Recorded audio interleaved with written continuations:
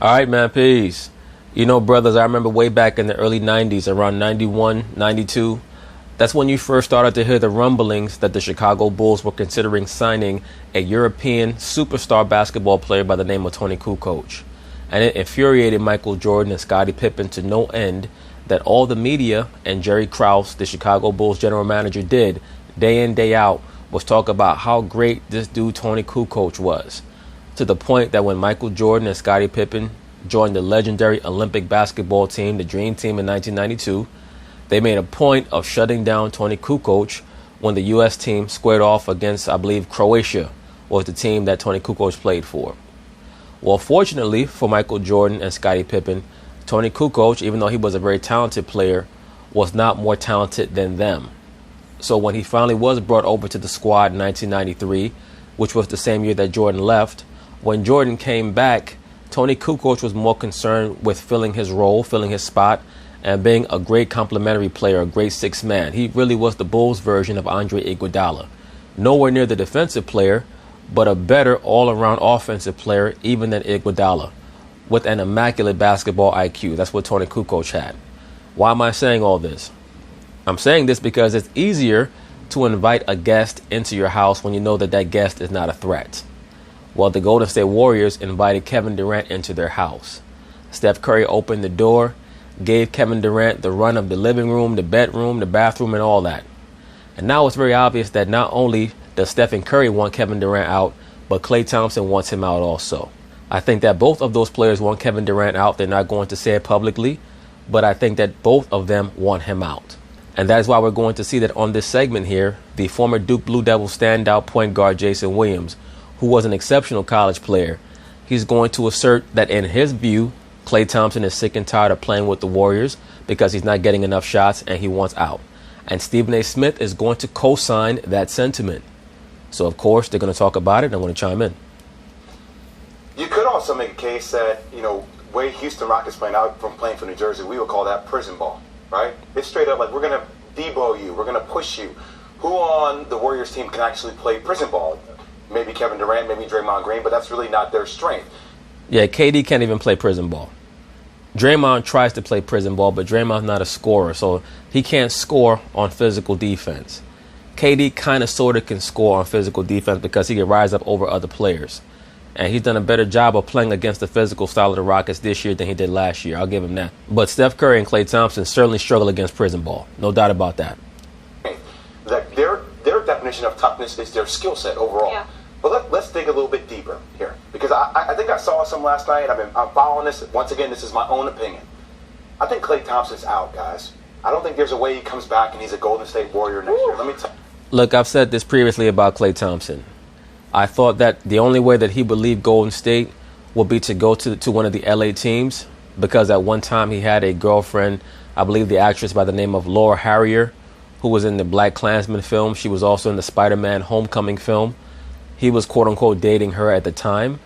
I don't believe that they're together anymore, so I do believe that one reason for him to leave Golden State for the LA teams, or one of the LA teams, is off the market. But if Klay is truly as offended by playing alongside of Kevin Durant and having a lot of his shots cut down, if he's truly as offended as Jason Williams is alleging, and as much as Stephen A. Smith is going to confirm, then maybe he might leave. Who knows? Tell you why. Get the oven mitts. I feel like watching the way everybody has to deal with Klay, he's always the third person we talk about. Now, a couple years ago, he was at number 2, Stephen A. He was at number 2 all the time. It was him and it was Stephen Curry. Stephen Curry took on the glory, but then he was right there. We're watching this become, and it's happened over the past couple years, this is Kevin Durant's team. I'm seeing now Stephen Curry, in a way, defer to Kevin Durant. And that's a Steve Kerr issue. Steve Kerr has allowed the Golden State Warriors to become Kevin Durant's team, meaning a lot more ISO, a lot more one-on-one. And I do think that it has affected Stephen Curry as well as Klay Thompson, because they've seen the style of play for the team totally change in order to conform to what Kevin Durant wants. And I think that there's some bitterness about that. This whole team deferred to Kevin Durant. It's Kevin Durant's ball in the last 5 minutes of the game. I watched, and we did tape on Get Up, I watched Klay Thompson last night literally get beat on the backdoor cut, okay? And then the next time it's going into the fourth quarter, Warriors are on an 11-0 run, okay? Stephen Curry makes a layup. Everybody on the bench is up and down, and Klay Thompson is like this. Just by himself. Like, my thing is, when it comes to free agency, I know this is a bigger picture, doesn't have to talk about toughness, but when it comes to free agency, if you're Klay Thompson, you feel like you've been disrespected for the past couple of years, even though you've had Kevin Durant. You have not been made a priority. Now, he hasn't been shooting the ball well. He's been shooting 23% on uncontested shots. He needs to make shots. But also, he's not getting the same kind of shots he got a couple of years ago. Now, I'm not quite sure if I agree with that. I do believe that Klay Thompson feels like he's better than his current role on that squad. Because for all intents and purposes, his shot attempts have not gone down since KD has arrived, but sometimes perception becomes reality within your mind. Now, for those of you cats who remember, just prior to the Warriors, or maybe right after they signed Kevin Durant, they asked Steph Curry if he was going to have to change his game to suit Kevin Durant. He said, yes, I'll conform my game a little bit to make Kevin more comfortable. They asked Klay Thompson about it. They said, Klay, how do you feel about having to sacrifice shots for Kevin Durant? Klay Thompson said, I'm not sacrificing shit. That's what he said from back then. So you can imagine how he feels now. And in his mind, even though I said that his shot attempts have not fallen off, in his mind, he probably believes, not falling off, my shot attempts should have been going up and up and up every season as I've gotten better as a player. So still averaging 17 shots a game, the same amount of shot attempts I averaged 3 years ago, that's not going to cut it because I'm not the same player I was 3 years ago. now he's being pinched even more. Now when you get that open look, you have to make it all the time. That's not the same amount of shot takes he's had before. Like, my thing, I think it's going to be an interesting thing. He's checked out. I think he has checked out. When people are yelling Knicks at KD, they also might as well be yelling Lakers. I think at Klay. people are remiss if they don't think about where Klay Thompson wants to be as well. What Klay Thompson needs to do in the offseason, in all seriousness, he needs to hire the coach who assisted Kawhi Leonard in making his handle so crisp as it is right now. Right now, Kawhi Leonard has one of the most crisp handles of any non-point guard in the NBA. Kawhi Leonard's handle is non-pareil right now. Especially with the way he feels like he was treated there.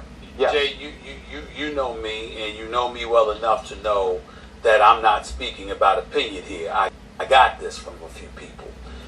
Here's the reason why you might be wrong, but right at the same time. I'm told Klay Thompson, I have not spoken to Klay Thompson in fairness to Klay Thompson. Let me be clear about that. Stephen A. Smith, let me ask you a question, brother. You come on TV every day on First Take talking about what you heard from somebody else, but you never heard it from the player. And yet ESPN has you doing all this traveling, going from city to city throughout the playoffs, and you never take the time to go into the locker room and ask these players these questions directly. It's always what you heard from somebody. Normally what? The usher, the popcorn lady, the towel boy. Is that who you're hearing your shit from, brother? Like, come on, you're supposed to be a real intrepid reporter. Go ask these players real questions, please. Stop telling me what you heard from the squeegee guy. I'm told Klay Thompson isn't happy. His number hasn't been called nearly enough. Who said that, the valet? He's tired of sitting around and getting, quote unquote, this is a quote, the crumbs left behind by other people. But where it gets interesting is that although Golden State would love to keep the three, they anticipate Kevin Durant leaving. Which is why even individuals, from what I'm told, even individuals like Pat Riley have spoken to folks within the Warriors organization to say, your priority had better be keeping the Splash Brothers together. Not only have they heard that from Pat Riley, they've heard it from Jerry West, they've heard it from others, keeping the Splash Brothers together. Right, but Stephen A. Smith, what does that really mean? Pat Riley and Jerry West told them that their priority should be keeping the Splash Brothers together. In other words, Golden State, please let Kevin Durant go, because at least if you keep the Splash Brothers, that will give us a chance to actually beat you next season. If you keep that damn fool Kevin Durant, we have no chance. That's really what they were saying when they were giving Bob Myers this quote unquote advice. Obviously, you know that Kevin Durant is the best player on the team. He's one of the top 2 players on the planet. But yeah, him and Kawhi. Him, Kawhi, Giannis, James Harden, those type of guys. Steph Curry, LeBron somewhere on the outside looking in. I'm just playing. But the point is, they anticipate, although they hope otherwise, they anticipate that he may leave, because their mentality is, We'll give him all the money we can give him. He's clearly our face in this franchise. He's helped us with championships. We're not going to shortchange him in any way, and we're moving into a state-of-the-art facility, so there's nothing more that we can do. We know he knows we want him, but the point is they think he still may leave. So if they think he's going to leave, then the priority is going to be Klay. And the question for Klay is, all right, I appreciate the money that you're going to give me, and the fact that it's going to be about me and Steph, but who else you bringing in to replace Kevin Durant? Because that might still leave me as the third wheel. And who knows what's going to happen. By the way, but they swear they won't lose Klay Thompson. They have no trade assets that can land some. Right, but Stephen A. Smith, who are they going to bring in who's going to render Klay Thompson the third wheel? I mean, if they lose KD, the only guy who they could possibly bring in who would make Klay Thompson the third wheel would be Kawhi Leonard. That'd be it. And they're not going to get Kawhi. At least I don't think so. And someone like to replace KD, and they're tapped out. There's nothing they can do. I'm just telling you, they swear they're not losing Klay Thompson. I'm just telling you what they say. Stephen A., here's something else, though, okay? So say what happens with Kyrie. Say for some reason Kyrie ends up doing his own thing. Say Kawhi maybe stays in Toronto, maybe goes out to L.A. Then all of a sudden say Kevin Durant's like, you know what? I want to stay in Golden State. You're telling me Golden State's not going to prioritize Kevin Durant? And then they will. They will. They just right? don't believe he's going to do that. That's all I'm saying. But all I'm saying is from the perspective of Klay Thompson, if it is between maybe Golden State and New York, whatever team in New York, whatever team anywhere else, and the Clippers, and Kevin Durant is actually taking on that as a real thing. If you're Klay, you have to sit back and wait for them to make a decision on Kevin Durant. That's the whole point. Whose door are they going to knock on at 12:01? Whose door are they going to knock on at 12:01? That's the question. Whose door are they knocking on at 12:01? Guys, you know what? Why is that the question? You're supposed to have the answer. You're supposed to say, Klay Thompson is the dude whose door they're going to be knocking on at 12:01.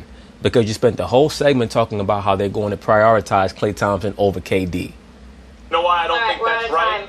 Because Klay is going to be eligible for the Supermax by the Warriors. If the Warriors even offer it, if they go after KD and KD doesn't take it, and then they can put $200 million on the table for Klay, he's going to take that money to stay in Golden State. All right, listen, Klay wants to be a priority, not an option. I can't blame him. Giannis. Oh boy, here we go. Here we go with that relationship shit. These females on these sports shows, they're always trying to throw their relationship issues into the conversation. But anyway, we'll see what happens with Klay Thompson after this season. Peace.